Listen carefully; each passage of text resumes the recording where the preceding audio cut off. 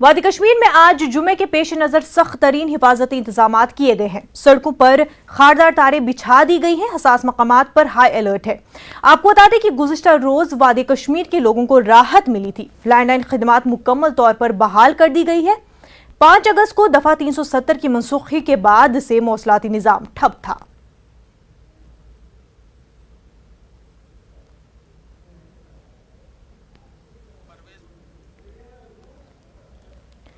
हमारे साथ हमारे नुमाइंदे परवेज जो है बराह रास्त जुड़ चुके हैं। परवेज, आपसे जानना चाहेंगे आज वादी में कैसे सूरत हाल देखने को मिल रहे हैं?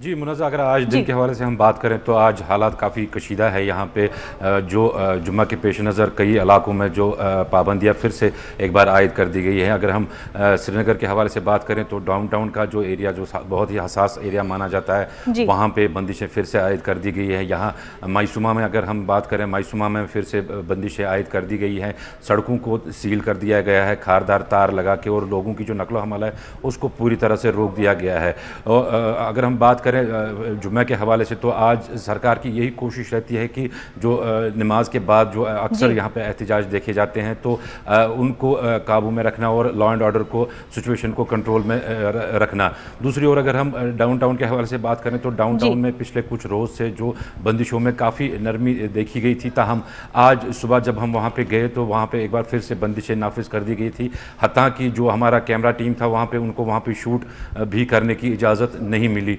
तो कुल मिला के देखें, जो हसास इलाके हैं, हसास इलाकों में सिक्योरिटी फोर्सेस को, एडिशनल सिक्योरिटी फोर्सेस को तैनात किया गया है ताकि जो कोई भी सूरत हाल हो, अमन अमान की कोई सूरत हाल हो, उससे निपटा जाए। अगर हम दूसरी ओर बात करें टेलीकम्युनिकेशन के हवाले से, टेलीकम्युनिकेशन के हवाले से लैंडलाइन जो कल से रेस्टोर कर दी गई हैं उससे लोगों को काफ़ी राहत मिली है। ताहम जो स्टूडेंट्स हैं अभी भी या जो ताजर हैं उनका जो काम है वो सारा इंटरनेट और मोबाइल पर चलता है, तो उनकी मांग है कि इंटरनेट और मोबाइल सर्विस को भी रेस्टोर किया जाए। ख़ास तौर अगर हम तलबा की बात करें तो तलबा जो है वो काफ़ी परेशानी में मुब्तला है इस टाइम यहाँ पे, क्योंकि एग्ज़ाम्स डिक्लेयर हो गए हैं। यहाँ पे फॉर्म्स वगैरह भरने का प्रोसेस शुरू कर दिया गया है। ताहम जो इंटरनेट फैसिलिटीज़ है, इंटरनेट फैसिलिटीज़ अभी तक लोगों को दस्तियाब नहीं है। तकरीबन पूरा अब 1 महीने से ज़्यादा, आज 33वां दिन है जबकि यहाँ सूरत हाल जो है वो अनरेस्ट जैसी सूरत हाल बनी हुई है।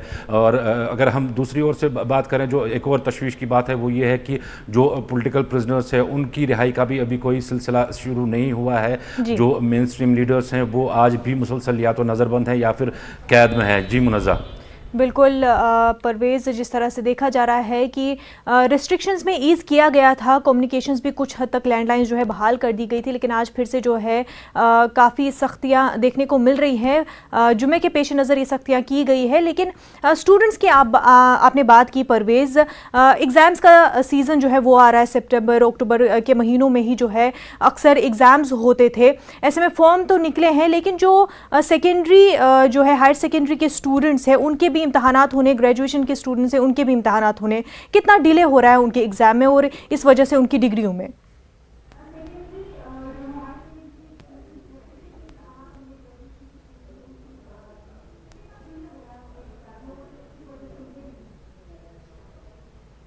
जी बिल्कुल मुनज़्ज़ा, जैसा आपने सही कहा कि हायर सेकेंडरी के एग्ज़ाम्स होने वाले हैं, उसका जो प्रोसेस है वो स्टार्ट कर दिया गया है। 10 सितंबर उनको लास्ट डेट दी गई है एग्जामिनेशन फॉर्म्स भरने के लिए। तो हम जो सिलसिला है फॉर्म्स भरने का वो हमने अपने नाज़रीन को पहले ही दिखाया था कि फॉर्म भरने का सिलसिला जो है वो शुरू हुआ है। सरकार का कहना है कि जो इम्तहानात हैं वो टाइम पे होंगे।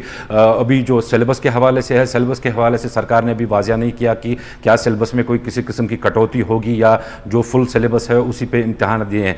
मास प्रमोशन के हवाले से सरकार ने साफ कर दिया है कि मास प्रमोशन बिल्कुल नहीं की जाएगी। एग्ज़ाम्स लिए जाएंगे, मुकर्ररा वक्त पे ही एग्ज़ाम्स लिए जाएंगे। जैसा मैंने कहा कि स्टूडेंट्स को काफ़ी दिक्कतें हैं। स्टूडेंट्स का जो सिलेबस है वो इनकम्प्लीट रहा था। T2 का जो सिलेबस है उनका वो कंप्लीट हो गया था, लेकिन उसके बाद जो है नामसाइब हालात यहाँ पे शुरू हो गए, तो उसकी वजह से जो बच्चे हैं वो स्कूल नहीं जा पाए और उन्होंने आगे की तालीम हासिल नहीं कर पाए वो स्कूलों में। तो कुल मिला के देखिए तलबा स्टूडेंट्स के लिए लिए काफ़ी मुश्किलात है। एक तरफ से इंटरनेट सर्विसेज सस्पेंड है, दूसरी तरफ से कोचिंग सेंटर्स जो हैं वो मुसलसल यहाँ पे बंद है, स्कूल्स वो जा नहीं रहे हैं, स्कूल्स खुले हैं लेकिन बच्चों की जो तादाद है वो काफ़ी कम होती है स्कूल्स में। तो ऐसे में तलबा काफ़ी परेशान है कि आखिर आगे आने वाले दिनों में सरकार क्या डिसीजंस लेगी सिलेबस के हवाले से उनके, और किस तरह से एग्ज़ाम्स होंगे और किस तरह से वो इसकी तैयारियां करेंगे। जी मुनज़्ज़ा। बिल्कुल परवेज़, बेहद शुक्रिया आपका तमाम तर तफसीलात के लिए।